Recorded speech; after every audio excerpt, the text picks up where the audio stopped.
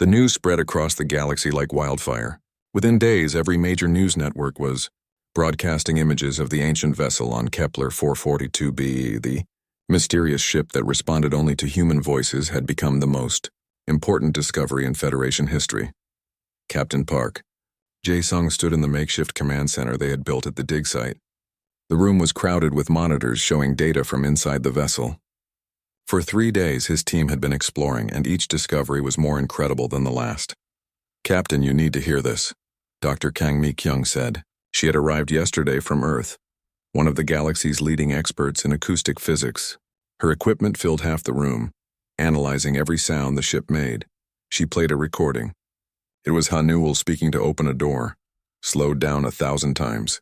"Look at these frequencies," Mi-kyung pointed to her screen. "The ship responds to vibrations between 85 and 255 hertz. That's exactly the range of human vocal cords. Not close to it exactly." "That can't be a coincidence," Sora said from her workstation. She had bags under her eyes from working nonstop.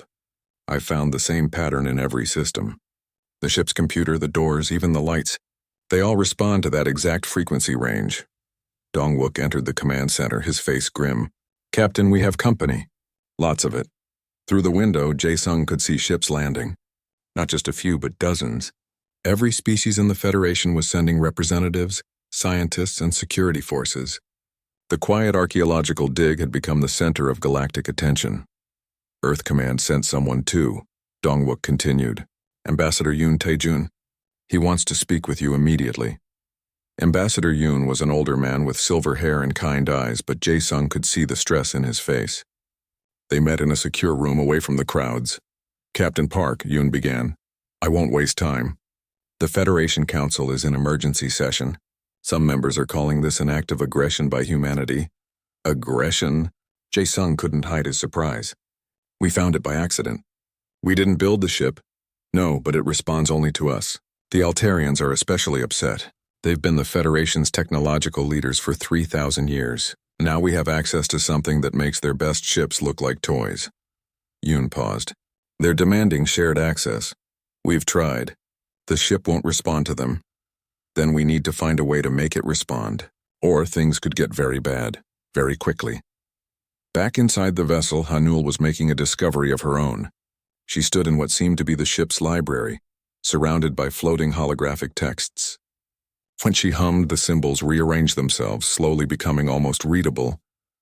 "It's learning," she whispered to Nam Hyun-woo, who was helping her document everything. "The ship is learning our language from our voices." The pilot nodded, then tried something. Instead of speaking, he sang a traditional Korean song his mother had taught him. The room exploded with light and sound. Star maps appeared in the air, showing routes between galaxies. Technical diagrams flickered past faster than they could follow. "Stop," Hanuel shouted, and Hyun-woo cut off his song. The displays froze. "How did you do that?" "I don't know. I just sang." He looked embarrassed.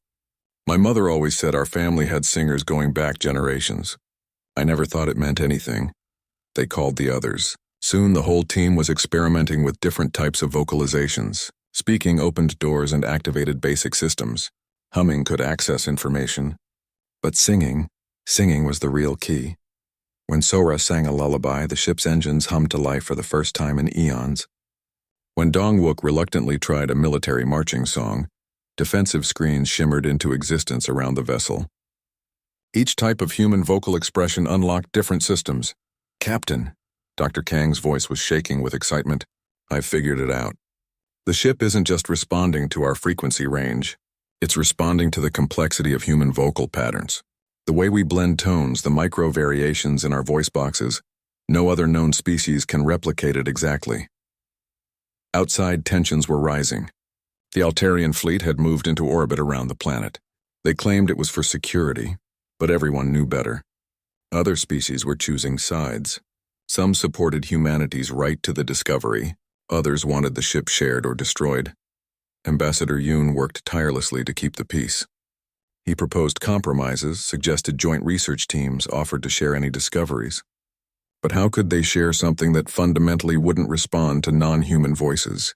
On the 5th day, Jae-sung made a decision that would change everything. He stood before the assembled representatives of 50 different species. "We're going to try something," he announced. "Every species will send one representative into the ship with us.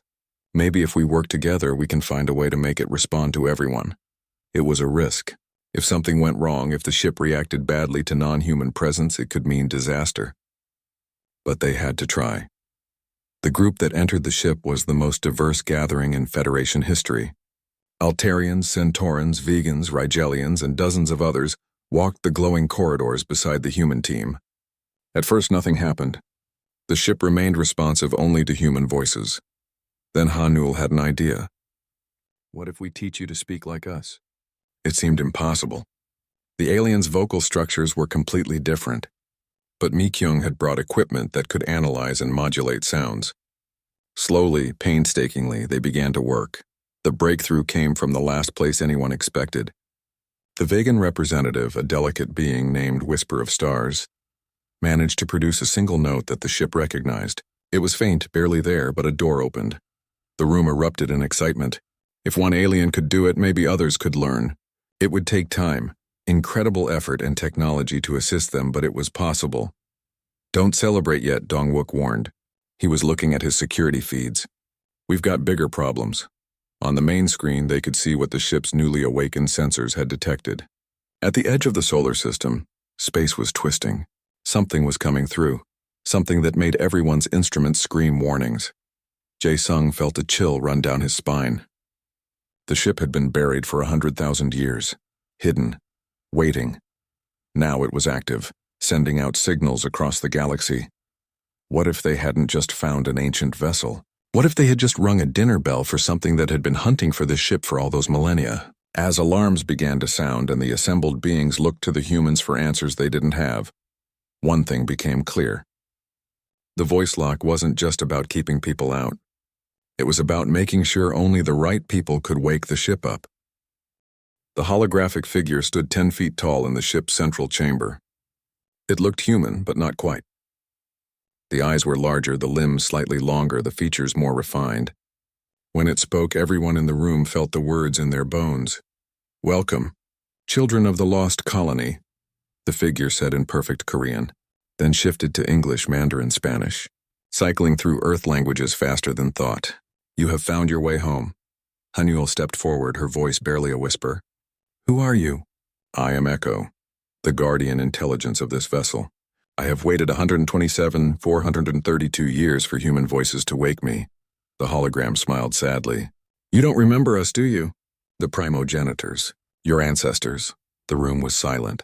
Representatives from every major Federation species stood frozen, watching history rewrite itself before their eyes.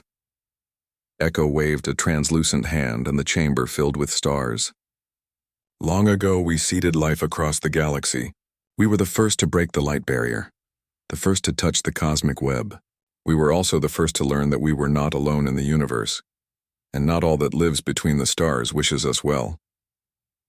The star map changed, showing vast swaths of galaxy going dark. The Devourers came from outside, from the spaces between galaxies. They consumed everything, matter, energy, even the quantum foundations of reality itself. "We fought them for 10,000 years, Sora found her voice. "Did you win?" "No," Echo's form flickered. "We could only run.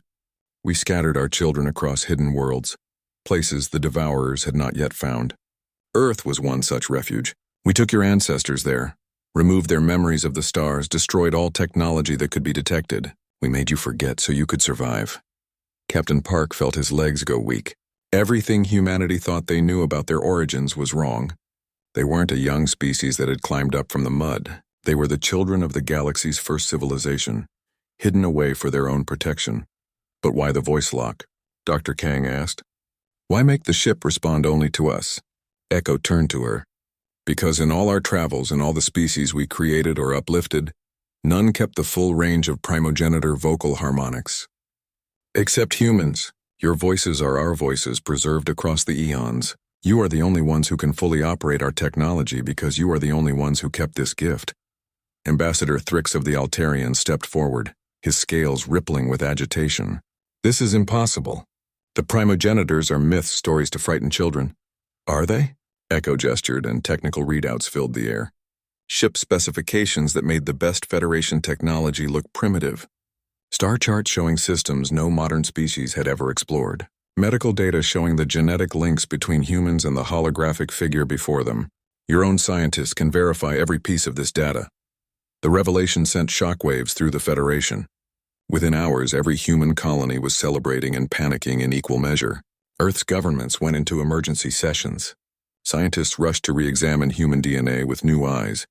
But in the ship, Hanul was making even more discoveries. Echo showed her how to access the deep archives with songs her grandmother had taught her.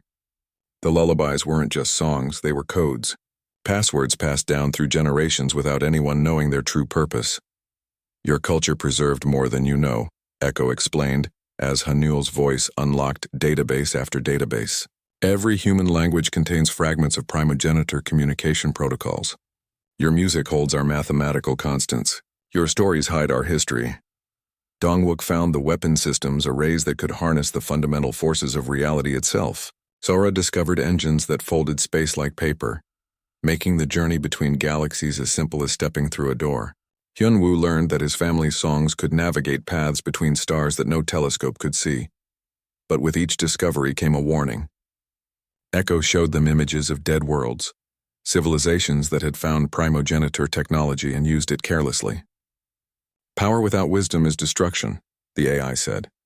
This is why we bound it to voice, to song, to the human spirit that we hoped would mature slowly, carefully. Outside, the political situation was deteriorating. Some Federation species accused humanity of deception, of hiding their true nature. Others demanded access to the technology, threatening war if denied. Ambassador Yoon worked desperately to hold the alliance together. We need to share this, he told Jae-sung during a tense meeting. If we keep it to ourselves, we'll have every species in the galaxy as our enemy. But we can't share it, Jae-sung replied. The ship won't respond to them. We've tried everything. It was Mi-kyung who found a solution. Working with Echo, she discovered that while the core systems required human activation, secondary systems could be modified. We can't make the ship respond to alien voices, she explained, but we can create interfaces. Translation matrices. Humans would still need to activate systems, but then others could operate them. The first successful test came when Sora sang a charging sequence for a small defensive drone, then handed control to a Centauran engineer. The alien could direct the drone, use its capabilities, but couldn't activate it alone. It wasn't perfect, but it was a start. Then the sensors screamed again. The distortion at the edge of the solar system was growing. Something was definitely coming through. Echo's form solidified, becoming more real than holographic. They found us. The Devourers. When you activated this ship, it sent out a resonance across higher dimensions. I tried to contain it, but the AI looked genuinely afraid.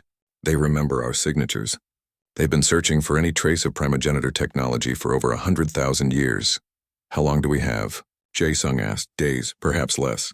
They move through folded spacetime in ways that violate your current understanding of physics. Echo looked at each human in turn. You are not ready. Your species was meant to have millennia more to develop, to grow. But fate has forced our hand. Hanul felt tears on her cheeks. What do we do? You have a choice, Echo said. Take the ship and run. Find another hiding place, wait another 100,000 years, or... The AI paused. Or embrace your inheritance. Wake the other ships. Other ships? The star map reappeared, but now it showed hundreds of pulsing lights across the galaxy. We left a fleet hidden, waiting. Each ship requires human voice activation. But once awakened, they can be crewed by any species. It was our last gift, not just to humanity, but to all the children we left behind. The chamber erupted in arguments. Some wanted to run, to protect humanity at any cost. Others argued for waking the fleet, for standing and fighting. The alien representatives were torn between fear of the Devourers and desire for the technology. In the end, it was Hanul who made the decision. She stepped up to the central console and began to sing. Not just any song, but the one her grandmother had called the Song of Stars, passed down through generations of her family. As her voice rose, the ship's communications array came alive, sending the melody across space. One by one, lights began to appear on the star map. Ancient vessels hidden for eons responding to a human voice calling them home. What have you done? Dongwook whispered.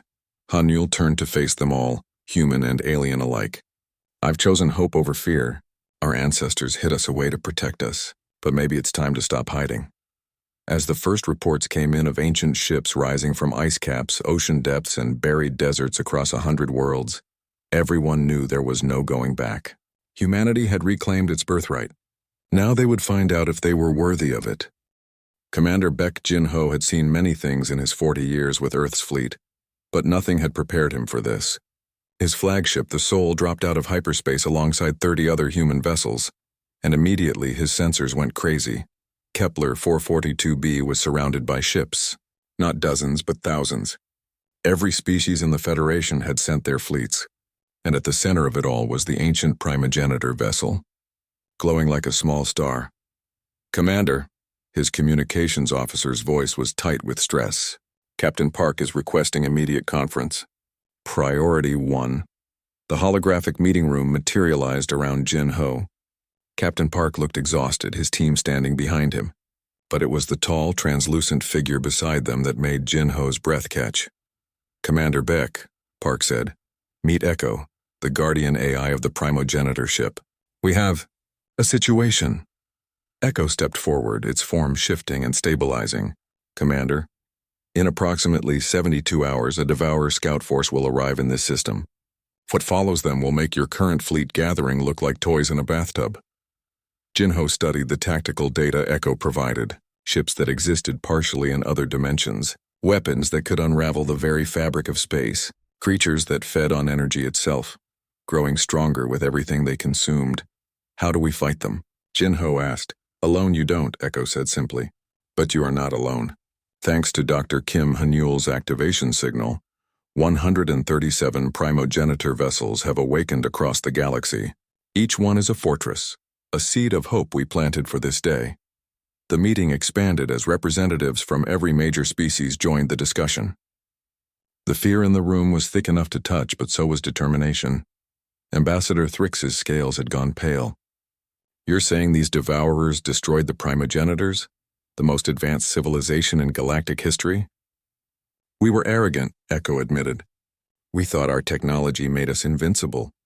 We fought them ship to ship, weapon to weapon. We lost because we fought alone." The AI turned to face them all. "Don't repeat our mistake." Over the next day, Han-Yul and her team worked without rest. Each primogenitor ship needed a human voice to activate it, but Echo had been right. Once awakened, they could be operated by any species. The trick was finding the right combinations. Nam Hyun-woo made an incredible discovery. The traditional songs his family had preserved weren't random. Each one was keyed to a specific ship class. Battle hymns activated warships. Lullabies woke hospital ships. Work songs brought online industrial vessels that could process entire asteroids into resources. "It's like a giant puzzle," he explained to a mixed group of humans and aliens.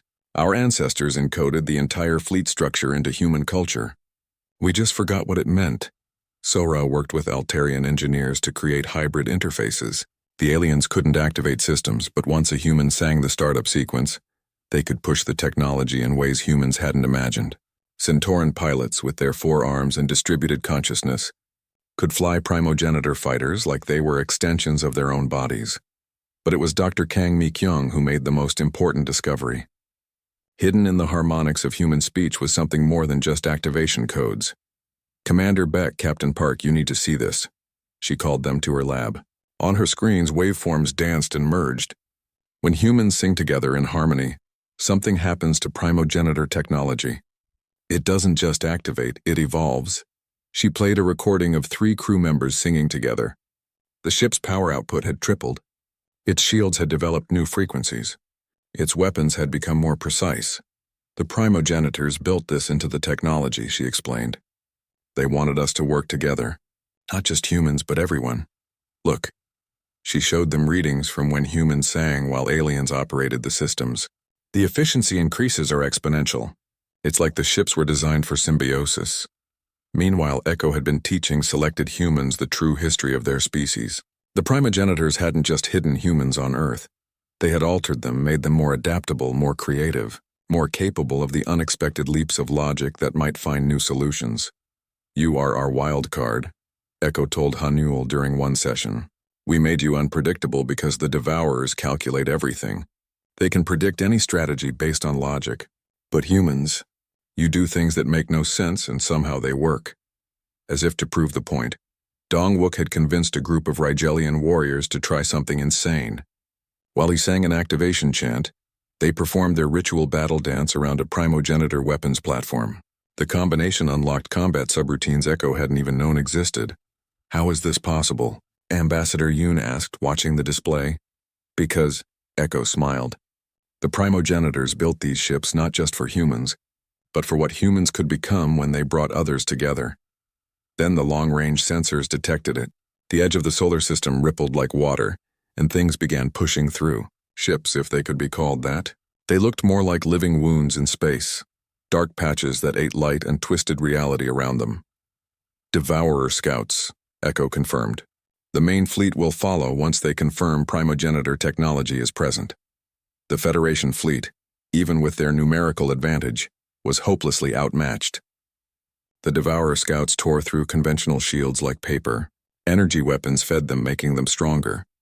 Kinetic weapons passed through them as if they weren't there. But then the first primogenitor warship, with Hanul singing its battle hymn and a mixed crew of humans and aliens at its controls, engaged the enemy. The result was spectacular. Weapons that existed in multiple dimensions simultaneously, shields that redirected attacks through folded space, fighters that moved like thoughts rather than physical objects. The scouts were destroyed, but everyone knew it was just the beginning. We have perhaps 36 hours before the main fleet arrives, Echo announced. Every awakened primogenitor ship is converging on this position. But we need more. We need all of them. Jinho made the hardest decision of his career. We disperse the human population. Send our people to every hidden ship location. Maximum speed. That'll leave Earth defenseless, Dongwook protested. Earth is already defenseless if we lose here, Jinho replied. Our only chance is to wake every weapon our ancestors left us. As human ships scattered across the galaxy, something unexpected happened. Alien vessels offered to escort them, to protect the humans who held the keys to everyone's survival. Old enemies worked together. Ancient grievances were set aside. Hanul watched from the command center as humanity spread across the stars, not as conquerors but as keys to unlock hope. Each ship that awakened sent its acknowledgement, a pulse of light that appeared on Echo's great map. Your ancestors would be proud, Echo said softly. They hoped humanity would unite the galaxy, not through force but through necessity, through shared purpose, and will it be enough? Hanul asked. Echo was quiet for a long moment. I don't know. The Devourers have had 100,000 years to grow stronger. But you have something we didn't. What's that? You're not trying to face them as one species. You're facing them as one galaxy. The primogenitor stood alone. You stand together. As reports came in of primogenitor ships rising on distant worlds, crewed by humans and aliens working as one, Hanul allowed herself a moment of hope. They might still lose. The Devourers might still consume everything, but at least they would face the darkness together, with human voices lighting the way and alien hands helping to hold the line. The truth had been unveiled. Humanity wasn't special because they were stronger or smarter. They were special because they were the key that could unlock everyone's potential, and in the face of annihilation that might just be enough. The Devourer fleet was a nightmare made real. Where the scouts had been wounds in space, the main fleet was a cancer, spreading across reality itself. They didn't just occupy space, they consumed it, leaving behind voids where nothing could exist. Captain Park Jae-sung stood on the bridge of the primogenitor vessel, now named Hope by its mixed crew. Around him, humans and aliens worked side by side, their differences forgotten in the face of extinction. 200 primogenitor ships are now active, Sora reported from her station. Her voice was hoarse from singing activation sequences for hours, but Echo estimates the Devourers have over 1,000 vessels. Through the view screen, they could see the Federation fleet arranging itself in defensive formations. Even with primogenitor technology, they were outnumbered 5-1.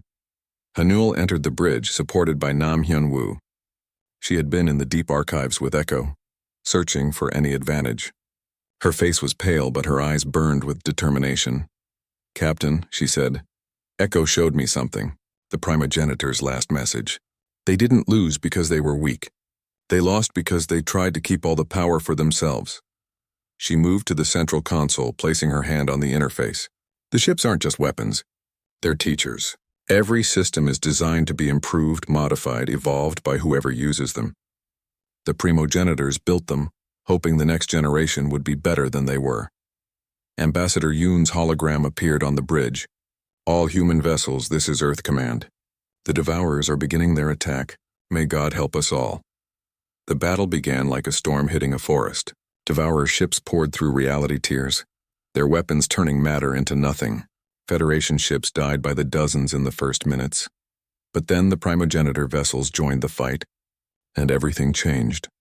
Dongwook commanded a wing of fighters, his gruff military songs keeping the engines at peak efficiency, while Vegan pilots pushed the craft through maneuvers that defied physics. They danced between dimensions, striking devourers where they were vulnerable. Dr. Kang Mi-kyung had made another discovery. When multiple humans sang in harmony from different ships, the vessels could link their power. She coordinated choirs across the fleet, creating weapon combinations that even Echo hadn't known were possible. But for every devourer they destroyed, 2 more seemed to take its place. They adapted to tactics learned from defeats, grew stronger with each consumed ship. "We're losing," Commander Bayek's voice was grim over the comm. "At this rate, we have maybe an hour before they break through to the inhabited systems." It was then that Hanul made the choice that would echo through history. "Echo," she said.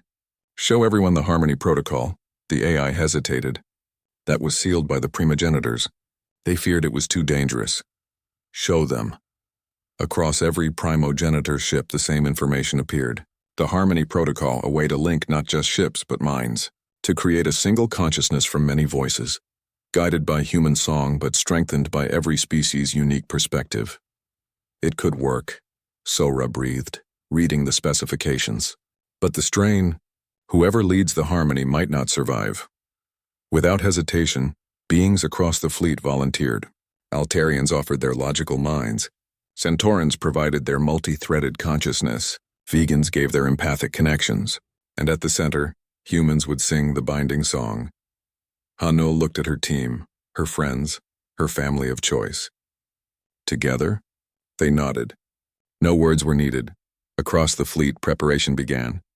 Echo warned them repeatedly of the danger. The primogenitors had created this protocol but never used it, fearing the loss of individual identity. But as Hanul pointed out, what good was individual identity if everyone was dead? The harmony began with a single voice. Hanul sang the activation sequence, the song her grandmother had called the Heart of Stars. One by one, other human voices joined her from across the fleet, not in unison but in harmony, each adding their own part to the growing melody. Then something miraculous happened. The alien crew members who couldn't activate primogenitor technology directly found they could add their own sounds to the harmony, not human voices but complementary ones. The Altarian whistles became percussion, the Centauran clicks provided rhythm. The Vegan harmonics created resonances no human throat could produce. The fleet began to move as one. Not controlled by a single mind, but guided by a collective will. Each ship, each crew member retained their identity while contributing to the whole. It was everything the primogenitors had hoped for but been too afraid to try. The Devourers had never faced anything like it. Ships that moved with perfect coordination. Weapons that fired from impossible angles because the gunner on one ship could see through the sensors of another. Shields that overlapped and reinforced each other, creating barriers that adapted faster than the Devourers could attack. But the true power of the harmony wasn't in tactics. It was in innovation.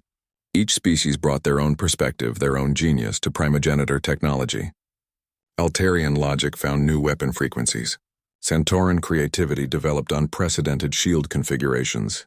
Vegan intuition predicted devourer movements before they happened, and binding it all together was the human element, the chaos, the unpredictability, the sheer stubborn refusal to accept defeat that had let humanity survive on 100 hostile worlds. The tide turned slowly, then all at once. Devourer ships began to fall back, then to flee. For the first time in 100,000 years, they faced something they couldn't simply consume. The unified fleet pressed forward, driving them back to the tiers in reality they had come through. But Hanul knew it wasn't enough to win one battle.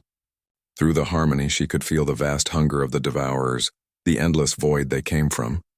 They would return again and again unless... Echo, she sang, her voice carrying across the entire fleet. Is there a way to seal the tears? To lock them out permanently?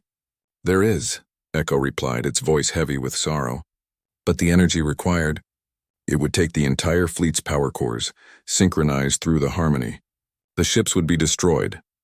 Without hesitation, agreement rippled through the harmony. Every being in the fleet, human and alien alike, chose the same thing. Better to sacrifice the ships than to leave the door open for the devourers to return. As one, the fleet moved toward the reality tiers. Hanil's song grew stronger, joined by every human voice and every alien sound. The primogenitor ships began to glow, their power cores overloading in perfect synchronization. For our children, someone whispered through the harmony. It might have been human. It might have been alien. It didn't matter anymore. The explosion was visible from every inhabited world within 1,000 light years. When it faded, the tears were gone. The devourers were sealed away. And of the great fleet, only a handful of ships remained. Their power cores drained, but their crews alive. In the aftermath, as rescue ships arrived and the scale of what they'd accomplished became clear, Hanoil found herself back on the original primogenitor vessel with her team. They were exhausted, drained, but alive. The ships are gone, Sora said quietly. All that technology, that power? No, Echo corrected, its form flickering but still present. The ships were just tools. What you discovered, what you built together, that remains. The knowledge of how to work as one. The understanding that diversity is strength. The proof that the galaxy stands strongest when it stands together. Ambassador Yoon arrived with the Federation Council's decision. Humanity would be the keepers of primogenitor knowledge, but not its hoarders. Schools would be established where humans would teach others to find their own voices, their own harmonies. The technology would be rebuilt slowly and carefully, with every species contributing. As Hanul watched humans and aliens working together to salvage what they could from the remaining ships, she thought of her grandmother. The old woman had always said that songs were meant to be shared, that a voice alone was just noise, but voices together could move mountains, or, apparently, save galaxies. The war was over. The real work of building a unified galaxy was just beginning, and at its heart would be the lesson learned in humanity's darkest hour, that the greatest strength isn't in the voice that starts the song, but in the chorus that completes it. The sensor stations at the galaxy's edge died one by one, their final transmissions painting a picture of horror. Admiral Jin Su studied the data from the combined fleet's command ship, his weathered face showing no emotion. Around him, officers from 50 species worked in unprecedented harmony. Confirmed count? He asked quietly. 8 billion individual signatures, strategist Yoon-jung replied. The woman's eyes never left her calculations. Main force will reach the Kepler line in 6 hours. 8 billion. Each signature represented a devourer ship, if they could even be called ships. They were more like living hunger given form, each one capable of consuming entire worlds. All units to final positions, Jinsu commanded. Begin charging the stellar batteries. Across 10,000 light-years, the United Fleet moved. Human dreadnoughts took position alongside Morvac quantum fortresses. Zathi temporal ships flickered between moments, ready to strike. Hundreds of species, millions of ships, all moving as one. Captain Mi Kyung led the vanguard force from her flagship, the Soul's Pride. Her mixed squadron of 2,000 ships would make first contact, hold the line while the main fleet prepared humanity's desperate gambit. All ships, this is Vanguard Actual, she broadcast. Remember your training. We hold for 6 hours, not 1 second less. For every life in the galaxy we hold. The responses came back in a dozen languages, but the sentiment was universal. They would hold or die trying. Professor Daehyun watched from the civilian evacuation station. Billions of beings crowded onto transport ships, fleeing toward the galactic core. Families clutched each other, children crying in sounds no translator could soften. Will the shields hold? A young Altarian asked him, feathers ruffled with fear. They'll hold, Daehyun said with confidence he didn't feel.